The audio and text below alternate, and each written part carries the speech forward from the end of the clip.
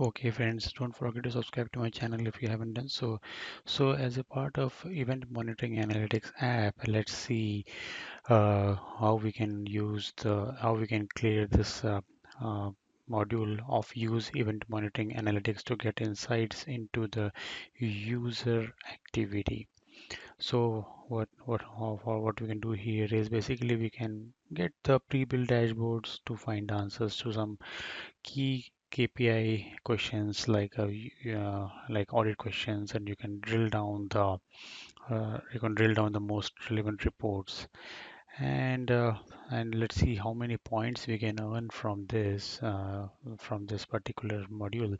It's 100 points. Let's so that will be our focus, and also we can see what are the what is the use of this. Like we can bang on the problems about the report usage, and now if you have your analytics for CIO app, and then you can go to the reports dashboard, and you can see like the report performance, now the maximum number of concurrent users and the report names by user, and the chart actually tells you the number of reports which gets downloaded in the last 30 days, and they have given you some use case about it.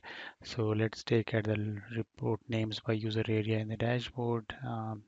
These are all like high net worth contacts which are a very popular like so which are like a very high net worth individuals. So you can also look into the how the report download trends are over the time, and also you can find out the security breaches.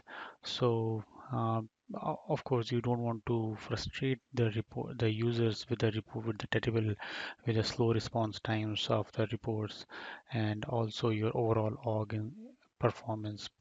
So the report performance here, basically if you see here, it shows the database total time and the CPU time, and you can very well compare the database total time to the CPU time to determine whether the issues are coming at the database layer or at the app layer.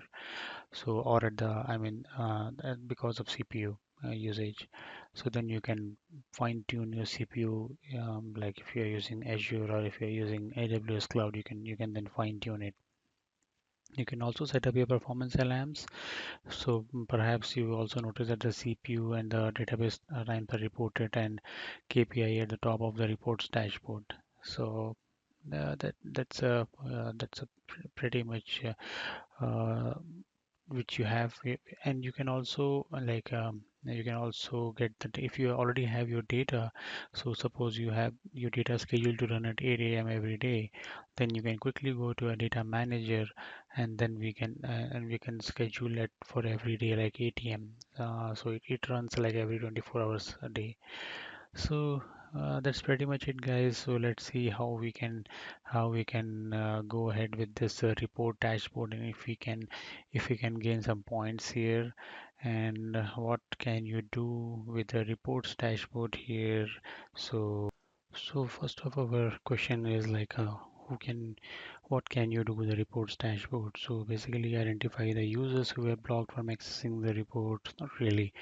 Like see the reports that the users downloaded looks right, and spot the performance problems. Yes, so that indeed is the answer, B and C. So you want to identify which reports are having performance issues in the database layer. Which measure do you use? So of course you have to use the database total time, and what are the benefits of setting email notifications on a KPI. So basically, you can select the day and time to receive notifications. You don't have to scan dashboard KPIs daily to see if limits were exceeded.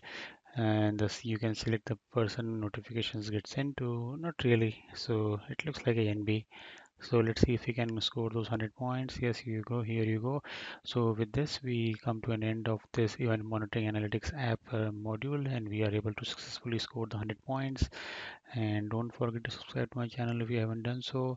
Stay safe in those days, and take care. Don't feel free to drop me a comment, and like do make a like to this video. Thank you.